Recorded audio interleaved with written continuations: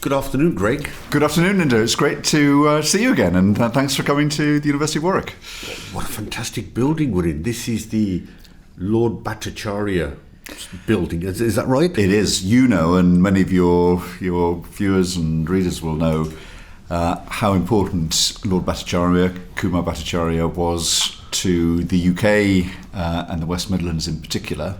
He founded the Warwick Manufacturing Group, that I have the privilege of chairing, and this building, which is the National Automotive Innovation Centre, a stunning building. Stunning. But even more importantly, the stunning work that is being done here for the next generation of technology for the automotive sector. So he died very sadly in an untimely way. He was still hard at work, but his legacy goes on.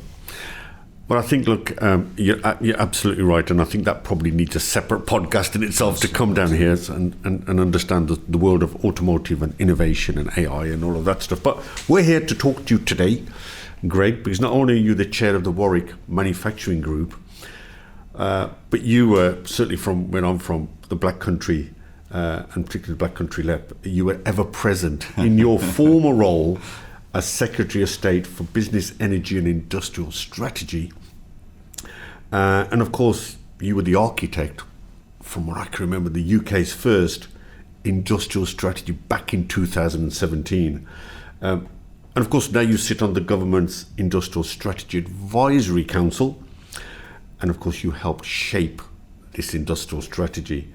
And hopefully, it will guide the UK economy for the next decade.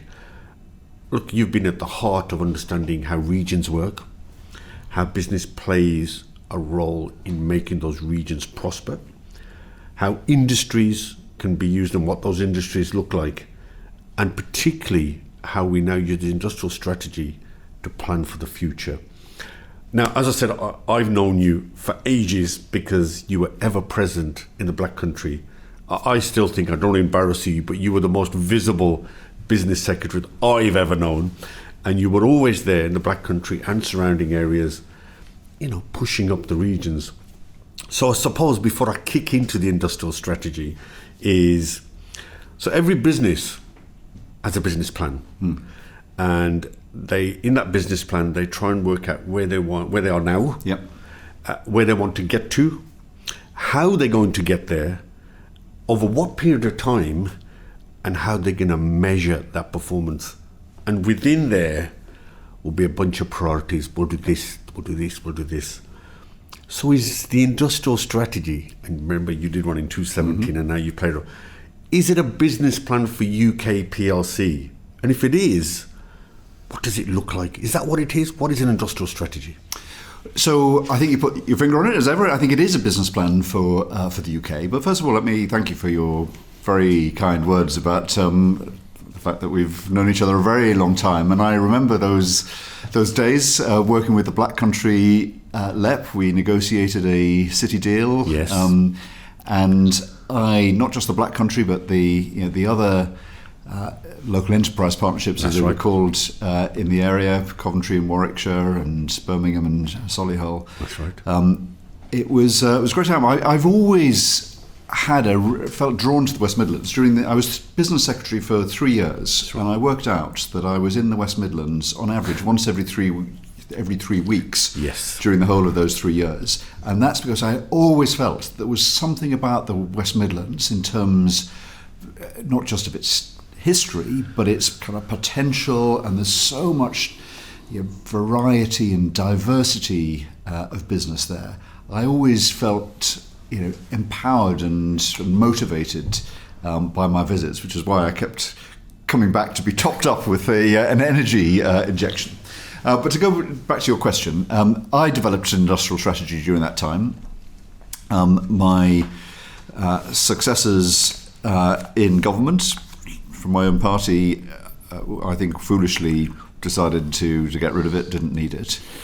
And the new government, the Labour government, has brought one back, and they've asked me to help advise them on it and to serve on their Industrial Strategy Council, which I think is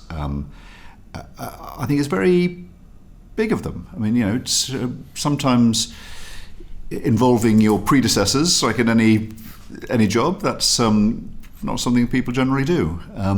And so I think it's great that they've done that. In terms of it being a plan for the country, for UK PLC, as you put it, I've never understood why it should be not seen as totally right that the country should think about the future, think about its strengths, think about how you need to build on those strengths, and then deliberately organise to do so.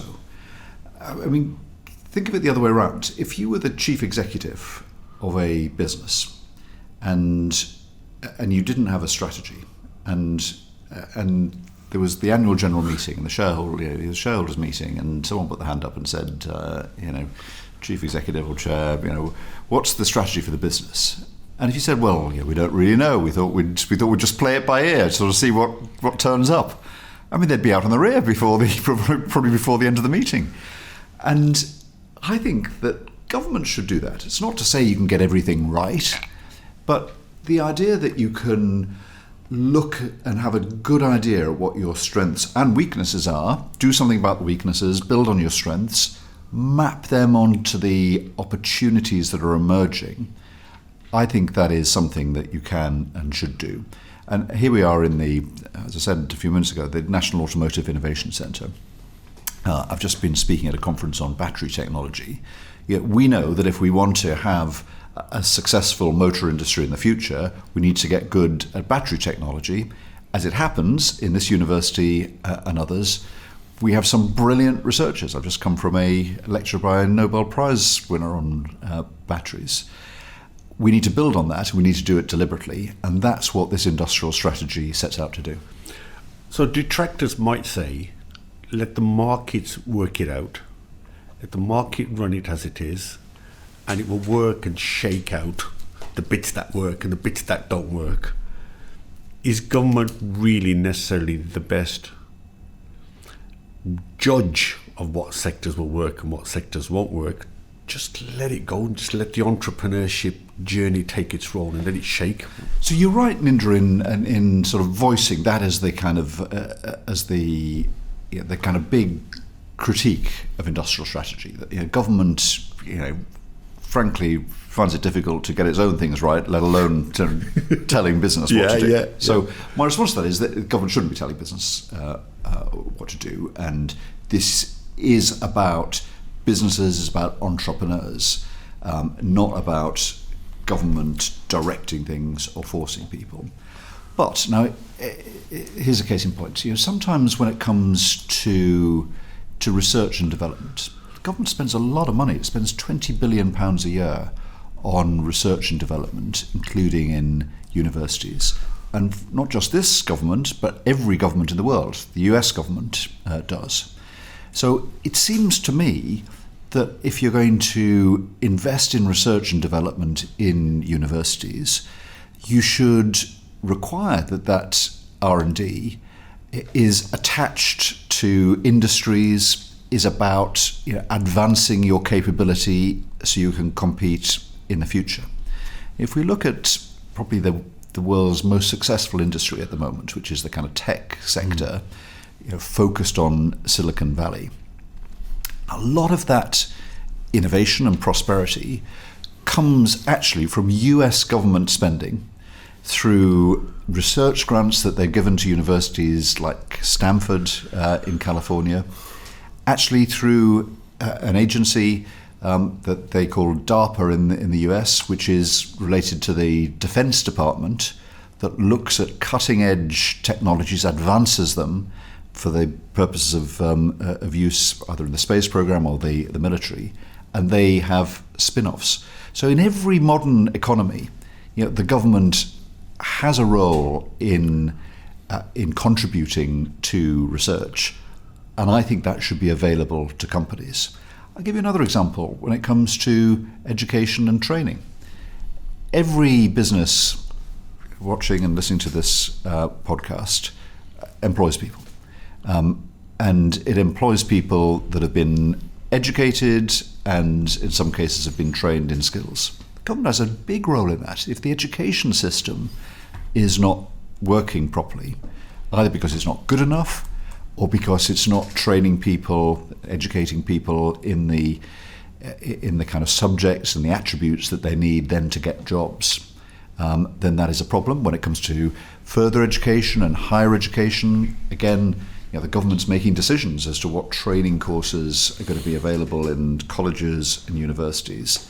In my view, that should be done in collaboration with business. So this is all about the government using the resources that it has, that it would be, they would be spending anyway, but making it more supportive of business. So let me throw a couple of around the skills I was going to ask you later, but I'm going to ask you that question now anyway. But okay, let's look at the whole approach of market failure, the whole approach of understanding where market failure is, but also understanding how to get business involved. Now, I remember back in 2017 when I was a Black Country Left board member, we and plenty of other people were asked for our views. How should we do this? And I remember we spent a lot of time. So we had an input into what you put together. So I suppose the first question is, did that happen this time round? I don't know. And secondly, so is it top down? I don't know. Back in 2017, I think it was definitely bottom up, because I remember definitely we had lots of sessions trying to work. So that's the first question. If it is top down, is it squeezing out innovation because it's telling the business environment, this is what we want you to do, and you're squeezing out? Does that make sense? So it makes complete sense. And so I think you make a very good point. So first of all, when you've got existing firms, existing employment, I mean, time and time again, I go around the country and the region and people say, we can't get people with the right skills to kind of fulfill our order book. We've got orders coming in, but we can't count on the people that we need, that perhaps might have the right technical training or qualifications. So I do think that the skills system run by the state, whether that's nationally or regionally, should be listening to the needs of local employers and helping provide those skills. I think that's essential. But you make a really important point, because industries change and new industries emerge, and they'll require new and different skills. So I don't think it's sufficient, it may be necessary, but it's not sufficient just to supply the skills needed by today's incumbents. I think you have to have an eye on what is emerging in the future.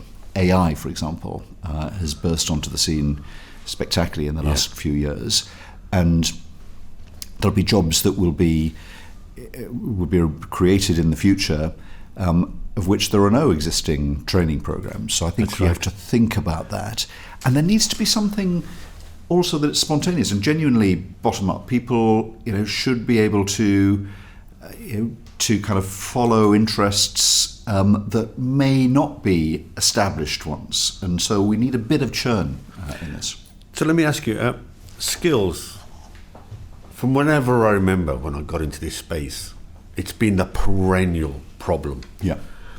And I'm going to say the Department of Education, people have always been pointing the finger at them and saying they're a bit aloof. Now you spent some time in government.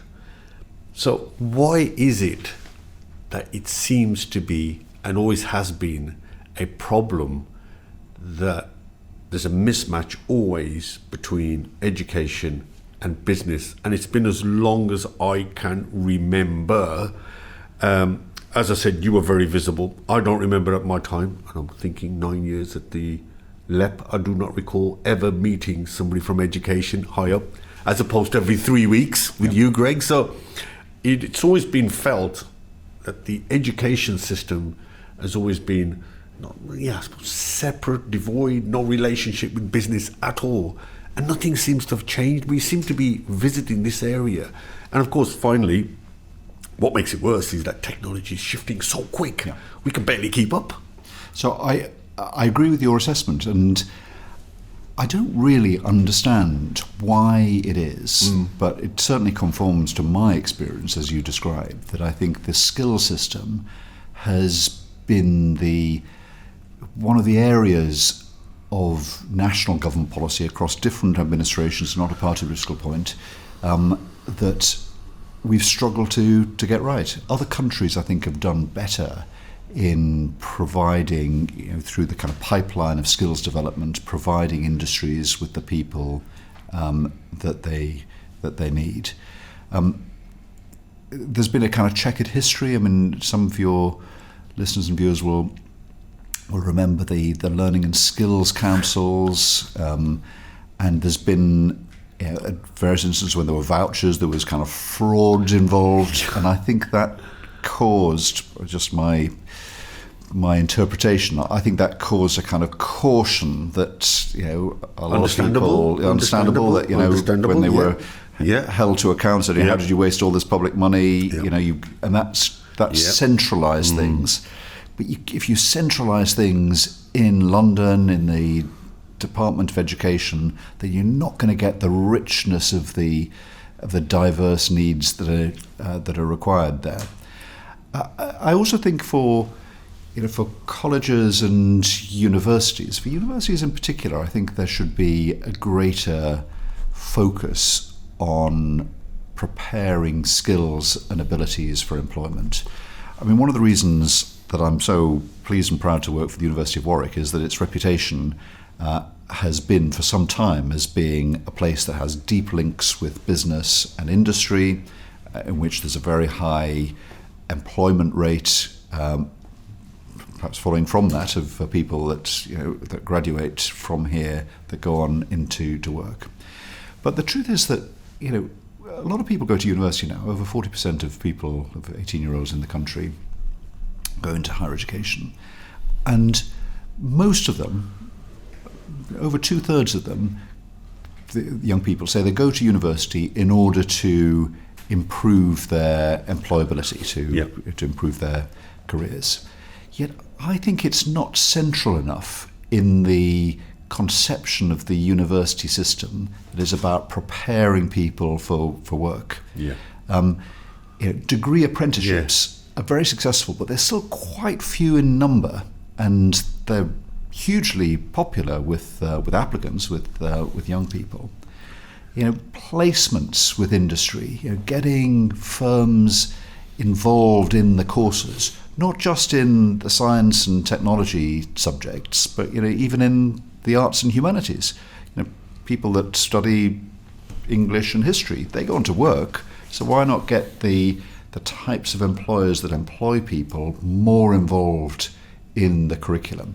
And I think that we've missed a trick there, and I think, I would say to the current government, relatively new still, that's an area to really improve the skill system at every level. I think you make some brilliant points there. Absolutely agree. Now, back to the business plan, UK PLC.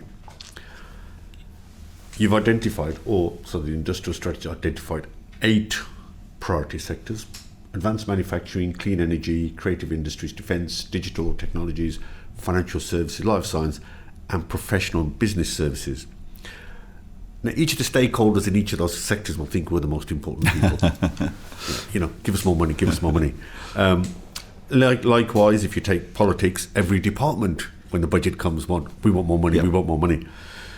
So looking, and with your sort of deep understanding of it, which of those sectors, 8, offers the biggest opportunity? Because it's difficult, isn't it, to try and measure which one? Well, I think they're complementary, Ninja, I would say. And so, let's take advanced manufacturing, obviously very important in this region, and financial services, actually also important in this region.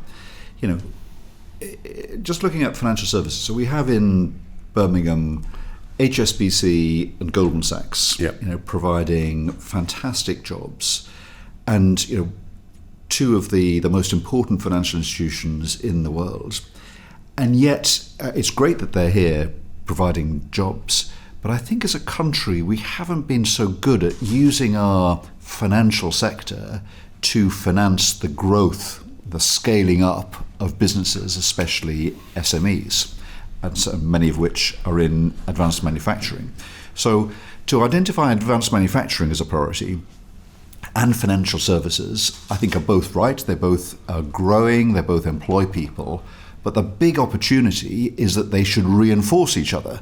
So if you have a brilliant idea, perhaps kind of spun out of a university, or you're in the Black Country and you've got some intellectual property that you've discovered that you want to manufacture, then rather than have to sell out to perhaps someone from overseas in Silicon Valley to when you want to expand, to benefit from the sophistication of our financial system, I think that is a win-win, and that's what we should be aiming for.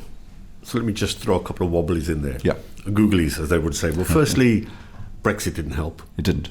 That detached the financial system from Europe and stuff. So that didn't help. Secondly, you mentioned the Silicon Valley. People in America are more happy to take risk in terms of capital. Whereas here, the city, disregarding the Brexit thing, but it's an issue, tend to be more reticent, which is why people tend to float in America rather than here, particularly around the tech sector. So how can the government, I know they're trying hard to persuade people to float on the London stock market, but how can we get round, and I'm going to be careful, we're running out of, we don't want to take too much time on it, but almost the industrial strategy doesn't help that, if that makes sense, because those are things out. Does that make sense? It does make sense. I mean, on Brexit, as your viewers and listeners will know, I was not in favour of Brexit, and I thought to kind of take us away from that single market was not a good thing. But we've left. We've got to make the best of it, and actually, in financial services, we can set our own rules. The Bank of England can set its rules as the undisputed regulator now. So we should be making use of that flexibility. One of the things that Rachel Reeves has done, which I approve of very strongly recently, is to look at how that caution, that risk aversion that has been hardwired into the British system can be changed. So what she's doing, for example, is relaxing some of the rules that prevented pension funds from investing in small and growing businesses, not forcing them to invest in them, but just taking away the prohibition on them doing that. And I think that makes sense, because one of the things that we know is that overseas pension funds, the Canadian pension funds, for example, are actually investing in a lot of British businesses in a way that some UK pension funds find they can't. And so that doesn't make sense. So I think we do need to join that up. I think we have been too risk averse. And that, I think, is these things then sort of build on themselves. If you're in Silicon Valley and the financial culture is that people are investing in growing businesses, small businesses growing to be bigger ones, and taking some risk in that, that is normal. Whereas I think it's seen as too exceptional here. And the government, through the industrial strategy, apart from the 8 sectors, has made a big push on helping scale up businesses. And there's an important thing to say that, because there's a note of optimism. Even when we first knew each other, getting on for a decade ago, we didn't have a great reputation for startups in this country. That's been transformed now. That's right. Right across the country, and especially in this region, more people are starting up businesses than for many years. And in fact, we've got a reputation as a country. Other countries like Japan are looking to us as to how you can change things in the way that we did. So we went from being not very successful at startups to actually having quite a good startup culture. So I think we now need to do the same for scale up. And the fact that we were able to do it for startup, I think, shows that it can be done. I said in the introduction that we spoke about regions. So by pushing financial services, by pushing professional business services. A detractor might say you're throwing more money down to London again.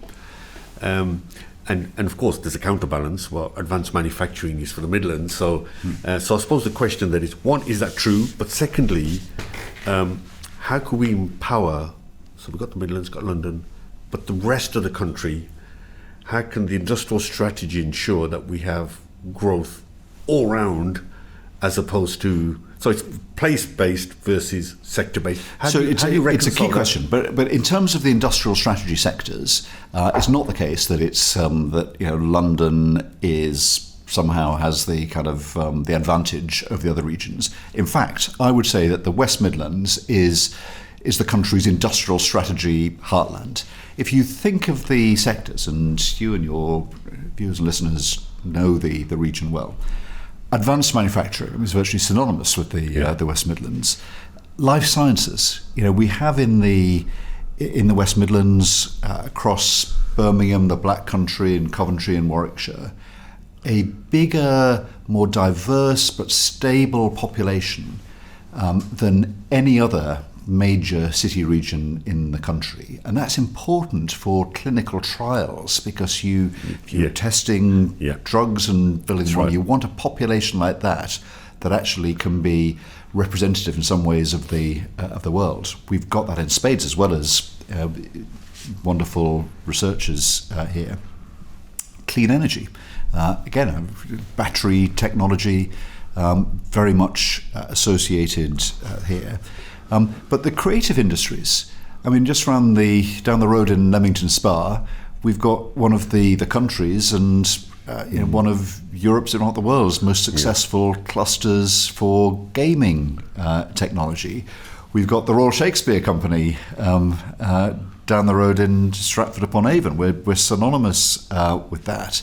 And then if you think of financial services and professional business services, well, Birmingham, the country's second city, is home to some of the best law firms, accounting practices, design, architects practices, as well as the financial institutions that I've mentioned. And they're all complementary. So I don't think there's a single part of the country that has the advantages that the West Midlands has in terms of the sectors of the industrial strategy. So I think, quite apart from the fact that the industrial strategy also talks about the importance of place and regional development, even through the sectors, I think we should do very well. Now, we do events up in the north in Manchester, and they've long complained about the transport infrastructure. And how can the industrial strategy work, and particularly productivity, if the infrastructure isn't in place? So I know this is all very difficult because you're trying to put all the jigsaw pieces together. But again, does the industrial strategy understand the productivity issue and those enablers?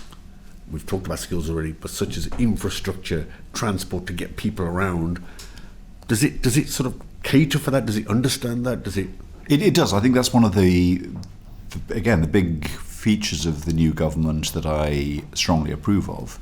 And connecting places is incredibly important. And this is not a zero-sum game. If Manchester is successful, that is good for the country, and it's good for the Midlands. And indeed, if London is successful, it's good for that. And one of the reasons why I think HS2 I was always in favour of is connecting Manchester through Birmingham to London would have been good for all of the places on the route. And there's a reason for it, and the government is seized of this, and we'll come on perhaps to talk about some of the investments that they're making. But if you can bring people together, so it's easier for them to connect with each other, whether they are customers for a supplier, whether they're kind of workers working in a place, whether it's an office or a industrial facility, if you can have these, if the interconnectedness can increase, then you're basically spreading the market. And if you spread the market, it can specialize more, it can be more diverse, it can be more competitive. So there's economic logic in making connections. Now, one of the great things that I think is going to happen over the next few years is the plan that the mayor has now with funding from the government to connect what they call the new sports quarter, where Birmingham City are in the centre of Birmingham, to the HS2 station at Curzon Street, and then with improved with the tram, and then connecting to the HS2 line that then takes it down into Birmingham International and down to Coventry through Solihull and East Birmingham. Those connections, I think, are going to be really important, and they need to be made. And I'm very pleased that that's been recognised. You mentioned clean energy, and I know there's money being thrown reducing energy costs, which is great for particularly advanced manufacturing at the Midlands and anybody occupied in that sort of area. Your party, ex-party, Reform, are all saying, actually, forget the green, forget all that, we're wasting our time. Let's just pile ahead. Now, the polls are the polls, but does it feel, and if you take the population who are part of that polls, does it feel as though the green energy, the clean energy bit, isn't really connecting with the public? And is this an example of top down where, listen, we believe as a government we're going green, we're going this, sort of everybody else?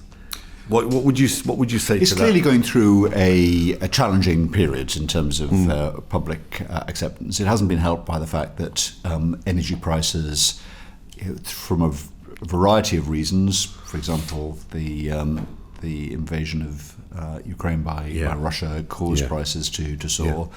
But we've also had a problem that energy prices have been too high. Yeah. Other countries actually subsidise their energy prices for industrial users, Germany, for example, whereas we haven't. We've taken a more free market approach. So some of the costs, I think, actually reflect policy choices rather than something inevitable.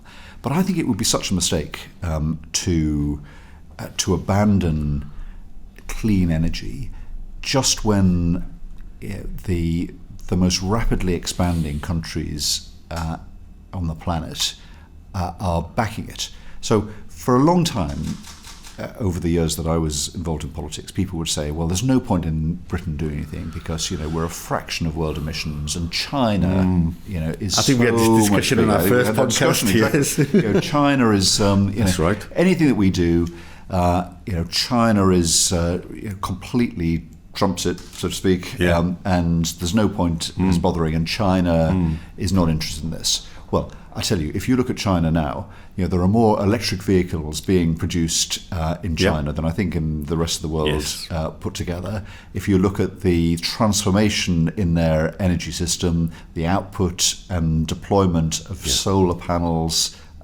in China. So China has decided that it is going to go green. And for us as a smaller country to decide, well, actually, we're going to stick with the older technologies. We're not going to join, as it were, the modern world in this, and it will be a world change. I think would be a big mistake when actually a lot of the technologies we are very good at here. So to confine ourselves to the past when our competitors are advancing in a different way, I think would be a mistake. I think you're completely correct when it comes to EU with their Green Deal.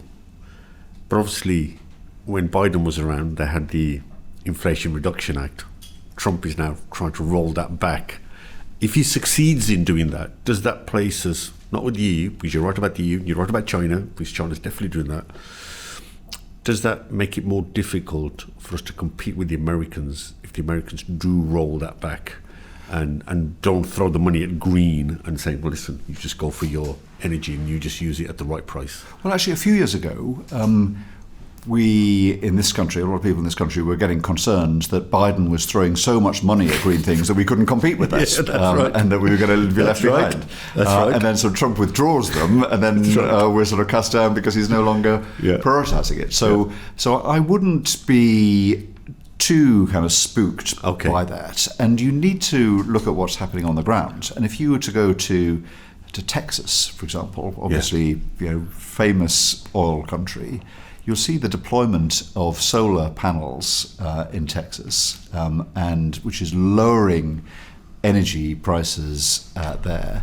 America is a kind of commercially led economic powerhouse, and technologies that bring down energy costs, as a lot of green technologies can and are, they have a remorseless logic, and the Americans at kind of on the ground are kind of following the dollar, and you will see, in my view, are seeing a rapid rollout of green technologies, that's to say, energy saving and energy cost reducing technologies. You referred earlier to innovation, R&D, making sure the universities are closely aligned with what sectors are going. And but how do we, and I think we spoke about it, we touched on it earlier, is how do we make sure the R&D is being spent in the right way? And it's not just people sitting in labs, but actually doing it. And then I think the next bit, and we sort of hinted at it, was the commercialization of it. So we're putting all this money in, but actually there's nothing to show at the end of it because it hasn't translated. How do we make sure that the investment is realistic, it's in the right sectors, it's not just lab, but actually something at the end of it, and then make sure we flip it over and make sure it's commercially, so we can then re-engineer the money, if that sort of makes sense. Absolutely. So the science minister is Patrick Vallance, who became famous to everyone during COVID as the government's chief scientific advisor at that time. And he has talked about three buckets, three kind of uses of research and development money. Some is for pure discovery research, as they call it, and I'll come back to that. The second is for applied research by universities and others, but to make a difference to companies. And the third is by companies themselves. And I think you need to have all three.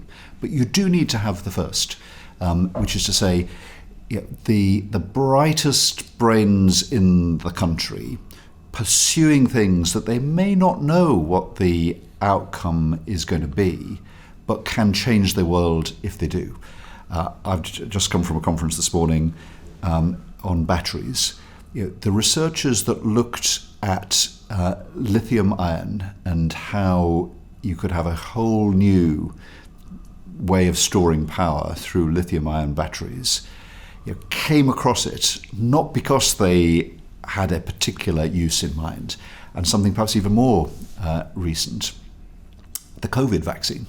The COVID vaccine was able to be deployed within a year of the pandemic starting out, but that was based on research that had been conducted, in this case in Oxford, for about 10 years before, trying to find ways to stop the spread of infectious diseases. So you need to have that. That's very important. But it's not sufficient. And in the university that I'm in here at Warwick, a lot of the research that we do is in conjunction with businesses. And so, again, what Patrick Vallance has said is that he wants to, for every pound of government spending on research, he wants to see that matched by 2 or 3 pounds from the private sector. And if they're both putting money into the same pot, that's a pretty good test that it's likely to be relevant. But the third thing is that not all research and development takes place in universities like this. There's a lot of discovery and experimentation happens within companies, and they should benefit from that. They should benefit from tax breaks for that, and they should be encouraged to innovate themselves. So I think you need to have all three, but matched funding, putting co-investing with business, I think is very important for that second pot. I think that's a fabulous point, because I think one of the problems, and it's finding, I don't know how you do this, and you said it earlier, is finding the distinction between being less risk averse and at the same time being accountable. Yes. And I think that's the dilemma. And if you end up spending all your time being accountable, you never take any risks at all. I think we've been too risk averse on these things. I mean, we talked a bit about Silicon Valley.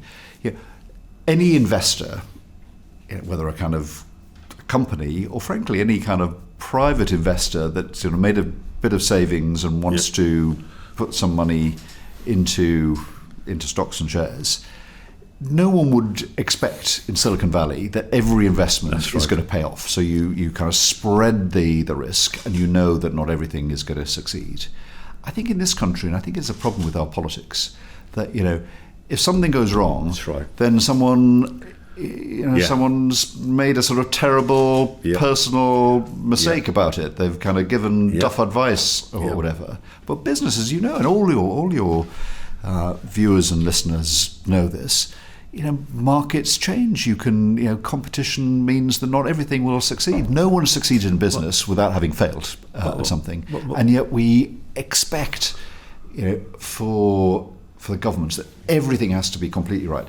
And if you do that, then basically you'll have, unambitious, risk-averse, lowest common denominator uses of public money that are not going to position us in the forefront of the next generation of technology. I spent many years running a record company, and the way we did the numbers was that we would put out 10 products, 10 albums, of which one would be a super hit. Exactly. One would be a super hit, 2 would do all right, and the rest would be consigned to some cupboard. Absolutely. But if we didn't take that overall profile, actually we just would have never started. Exactly. And I think the problem in this country, and I can't comment, I did a podcast with an entrepreneur from Poland, and it's interesting, this is a European problem. And he talked about raising capital, how difficult that was. He compared it to America. He talked about the risk-averse nature of politics. He spoke about the politics of envy, on how where people tend to keep quiet because they don't want to be seen, and I think that applies to government. So everybody has got to accept, and I think they struggle with it, is that to take risk means not everything's going to work. And I've just given you the example of 10 products. Not everything's going to work, but the moment a mistake happens, I tell you, the papers are in uproar and it's front headlines, and so almost we're shooting ourselves in the foot by saying don't take any risks, and then we wonder why there's a prevailing sort of culture of don't take risks, and why are we not doing well as a country. So I completely agree with that, and I think I think our political system doesn't help. It's very adversarial. So if something doesn't work, then it's the minister's fault, and sometimes it will be. But you have to have a culture that people are willing to take risks, and I think it's certainly true in business life. But these things transmit themselves, because if you don't see, I think in what you see in, let me put it the other way around. What you see in the United States is people don't think the worst of someone if they have set up a business and it doesn't succeed. If they then go on and set up another one. But I think there's still a bit of a kind of lingering sense of this is unacceptable to be associated with something that hasn't worked.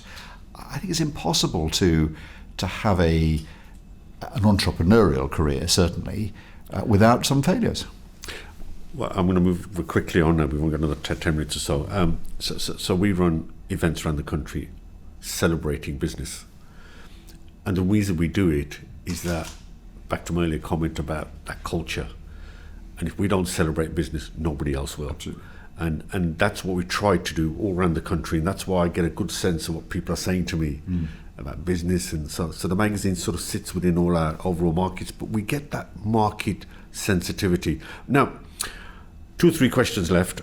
First one, it's very rare, well, maybe not so much now, but it's very rare when a business strategy is set, the CEO suddenly disappears, because they tend to hang around to make sure. Now, so an industrial strategy requires consistency. We were fortunate that you spent 3 years, which seems like a long time now. I was fortunate to be able to do it for 3 years. 3 years. Yeah. But yet, this strategy was launched a few months ago by no longer the incumbent of the business department. It's now somebody else. I spoke to an insider who said, worked in the civil service, that it takes, on average, he said, 6 months for someone to get on top of their brief. That's what he thought. Yep. 6 months. They start to become effective after about 9, and therefore there's a bit of a limbo land where nothing tends to happen. I'm not going to talk about how many housing ministers we've had, we've lost track, and prime ministers, chancellors. We can talk all about that. But from a business perspective, we now have suddenly somebody else. And by the way, I think he's very good anyway. I think he's very good anyway, the new secretary, because he was from digital and culture. That's right. But really, I'm trying to get my head around why these changes. So it just wouldn't happen in business. Well, so the first thing to say is that I had the great good fortune to be business secretary for 3 continuous years. Now, that was considered to be extraordinarily sort of long-lasting. Yeah. But in what other kind of walk of life, if someone lasted 3 years in a business, then you think, well, actually, that's a pretty brief tenure. Yeah, that was seen to be extraordinarily long. So I agree with your general point that the kind of longer, the better. Jonathan Reynolds, who was the business secretary until the reshuffle in September, I thought did a fabulous job with the industrial strategy. He had started thinking about it in opposition. I personally would have been delighted if he'd stayed in that, but I understand. And sometimes it's a symptom of success. So Keir Starmer was appointed him chief whip, which is basically at his right hand side. It's he's in all of the meetings with him, and he thought he could make use of him in that. If there had to be someone else, and you sort of implied, you said this yourself, Ninda, I think Peter Kyle, having been the Secretary of State for Science and Technology and Digital, very much sort of related to that. So I think he's a very strong successor. But the key point is that actually it shouldn't just be down to one person anyway. It's no good an industrial strategy just being for the business department and therefore the business secretary. It needs to be whole of government. So it should be the prime ministers and the chancellors. And to be fair, Rachel Reeves and the business secretary, the chancellor and the business secretary, co-chaired the Industrial Strategy Council, and they've been in regular touch with both. And Rachel and I, exchanged texts and things like that. She's very involved and interested in it. And so that should continue. It should be the whole of government rather than it being down to one individual Secretary of State. So do you think, in your title, you had the word industrial strategy? If they're going to own it right from the very top, if they're going to really own this, do you think that title should have been retained? I thought it was useful to have it in my title because, anyone, if I introduce myself, I was the Secretary of State for Business, Energy and Industrial Strategy, then people say, so where's the industrial strategy? It couldn't have been overlooked, and it needed to be prominent in the things that I do and did. But actually, going to my point, so the biggest risk, I think, to an industrial strategy is that it seemed to be just that of the business department. And so even though I found it convenient and a kind of accurate descriptor, the most important thing is that the Prime Minister, the Chancellor, other ministers, not only talk a lot about the industrial strategy, but in the decisions that they take, you can see it reflecting the conclusions of the industrial strategy. Because the truth is, the strategy is not worthwhile just for the production of a document. A strategy, as all your like listeners know, is a business strategy. It's how it causes you to think differently and how to plan your actions. And so the test of that is in the decisions that the whole government takes, rather than who kind of appears in the photo with the publication. I tell you what would be useful. I might just go back and tap the word industrial strategy and see how many times it pops up. Good idea, and that's where I think the government could be held into account. Well, in fact, I'm not. As you said earlier, I'm the privilege of being on the government's Industrial Strategy Council. When I say the government's Industrial Strategy Council, it's an independent council to hold the government to account on it, and that metric might be one that we should apply to other ministers. Yeah, hashtag industrial strategy. Let's see how many times it pops up. Okay, look, just moving now forwards. Difficult to answer this question. Clearly, there are geopolitical problems. Could any of them undermine the strategy? Or do you think the strategy is pretty solid, and it shows itself against? Because I mean, you mentioned the energy stuff. Indeed, I mean, every viewer and listener in business will know that you have to be flexible. Things happen.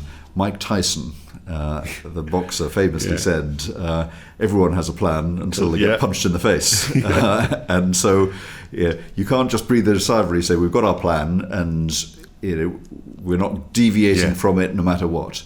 What will happen is that there might be unexpected things like we experienced with the invasion of Ukraine. Who knows what might happen in the future? And you have to be able to be adaptable also to opportunities that come as well. So a strategy shouldn't be a prison, but it should help that you have thought about the future, because some parts of it will continue. We've been talking about technology. The advances in AI, for example, are something that whatever happens in the world, I think I'd be very surprised if in 10 years' time we concluded that actually that was a dead-end artificial intelligence. I think you can see some things that are going to happen.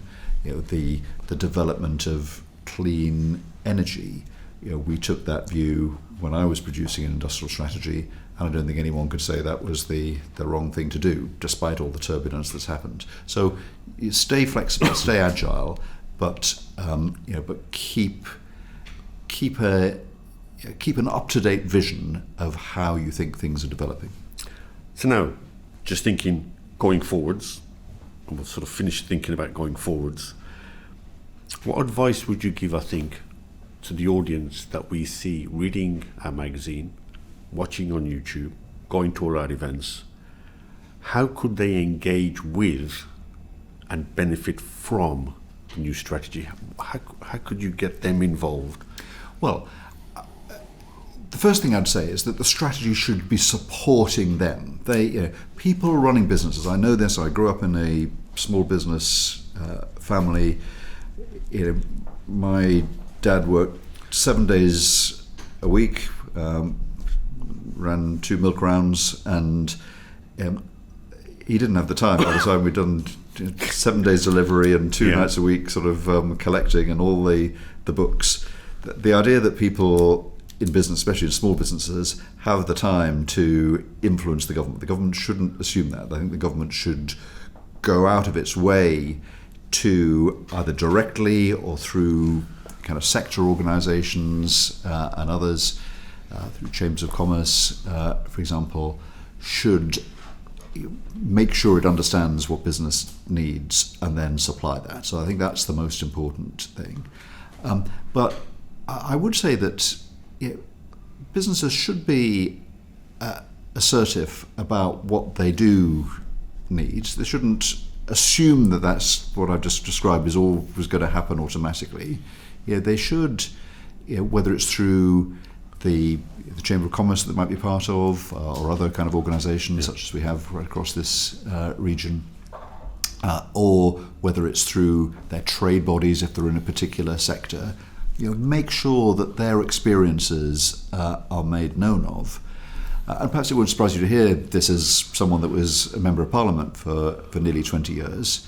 Yeah, get your local MP in. Make sure that your local MP has come to your facility, whether it's an office, whether it's a factory. Get them to meet you, to understand your challenges, and look to them to represent them in Parliament. Because we live in a democracy. Every person, every business has a member of Parliament, and put them to work for you. And Metro Mayors. And Metro Mayors as well. I think, as you know, I was strongly in favour of the development of Metro Mayors, because there was a time when we didn't have someone speaking for the whole of the West Midlands, that actually they could be overlooked when it came to national decisions. I think that is much less likely to happen now. Richard Parker in this region, I know, literally has the number of the Prime Minister and the Chancellor, and makes use of it, and that is a good thing. And again, at the risk of adding to Richard's workload, I think your members in business should make sure that he knows what's on their minds. Finally then, starting right at the start, we talked about business plans. And each business plan set by a business should have, when they put it together, say, what does success look like? Yep. So in 10 years' time, 2035, strategy's run its course. What success would you like to have seen? How would you measure in 2035? Yes, what we set out to do, we've done it.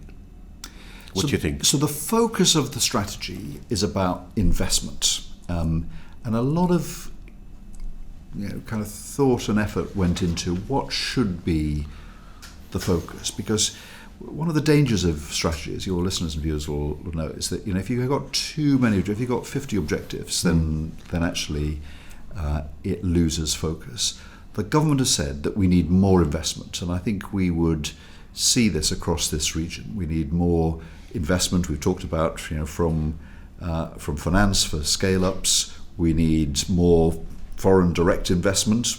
We've prospered from that in the past. We need more domestic investment in facilities, investment in people, in training, in expanding workforces. So I think that is the right thing. I think, and we've had too little investment just in the last 3 or 4 years. I think if we, in 10 years' time, see a kind of wave of new investment coming in, building up over time, that will transform this region. If we think back to the times of the past when there was momentum behind this region, that was associated with construction, with investment in factories, in people, in offices, in buildings. That's what we want to see again. So I would look at investment coming in year by year, month by month, to see the impact of this strategy and the decisions that are taken. Right, we're going to finish on this bit now, which is I put out a post on LinkedIn and said I'm meeting the great Greg Clark.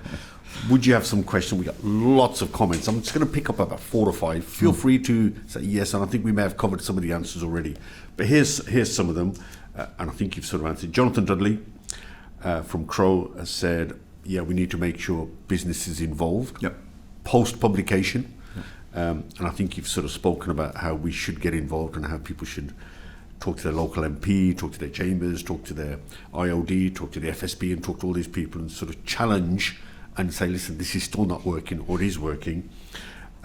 Chris Barlow. Actually, one thing to add to that. Okay. We've got this Independent Industrial Strategy Council, and I hope and expect that it will play a role in listening to businesses and confronting government with that views, or checking that they are being properly listened to and their views implemented.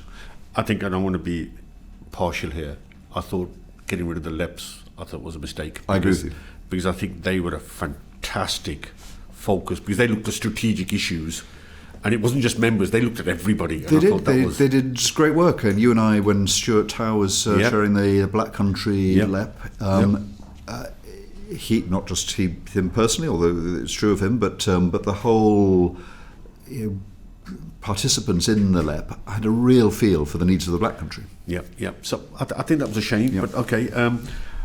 We can't answer this question from Chris Barlow. Will the budget reflect industrial strategy? Wow. Well, we've talked about it. It should. So put that down as a test and see that the industrial strategy is mentioned and such decisions are taken are in support of the industrial strategy. I think it's a good test. Jules Morgan just reiterated your point about investment.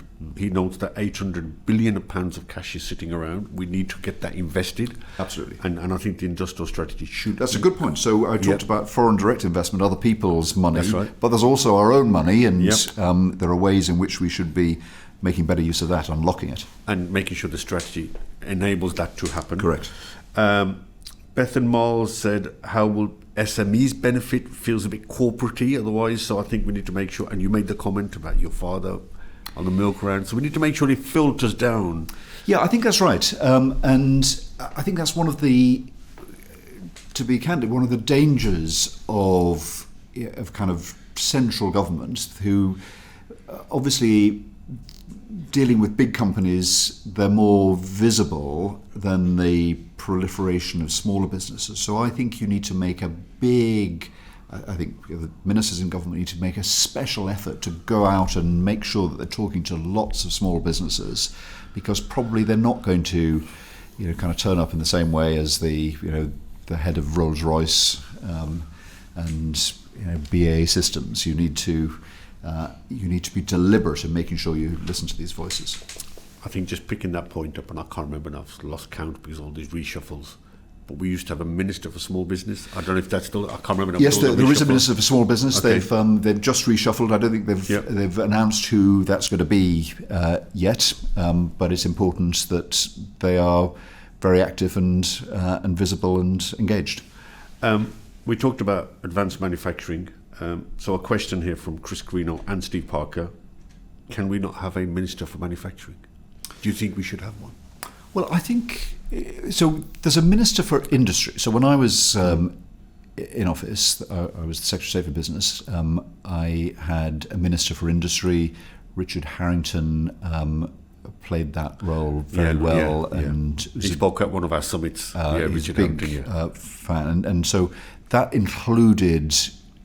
in fact, manufacturing was probably the biggest part of it. It's an interesting question as to whether manufacturing should be explicitly name-checked. My view is that I don't think you can have a prosperous economy unless the manufacturing sector is firing on all cylinders as well. And a bit like having industrial strategy in the title, just as a kind of reminder that this is important. Remind you all the time. Manufacturing, I think... could and perhaps should be part of the title of one of the ministers. Final question. Politically toxic. You may not be able to answer this one, but I'm going to ask his final question from Narinder Singh. He says, we need investment, agrees, but with the exodus of entrepreneurs leaving these shores, with people feeling it's not the country to invest in, is the industrial strategy just a waste of time? I think you need to have a good, clear reasons why people should invest with confidence in the UK. And if you don't have a strategy, if people don't know what you're about, especially when you've got a relatively new government following multiple changes of government, how can people know what they're going to get if they invest? And after all, investment is over a period of years. You're making a long-term commitment. So I think having a clear strategy to know what you're about is a kind of precondition for people to come and invest. I think it is concerning that if people leave the country, and we should make ourselves competitive as a place for people to be. I'm not one of these people that thinks that it doesn't matter if the very wealthy go and live somewhere else. I think there are advantages, not least the taxes that they pay, but also sometimes people make business decisions more influenced by the place in which they're headquartered. So I think we should go all out to attract people. I think there are some opportunities here as well, though.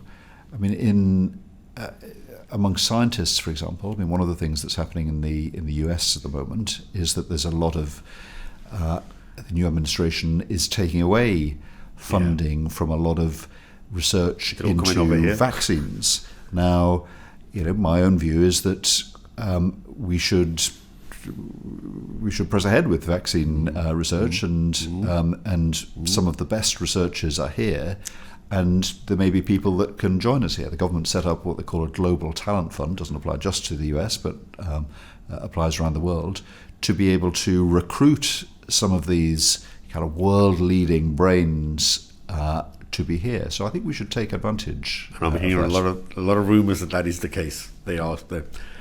Okay, so I'm going to finish off with just one comment. Firstly, thank you very much.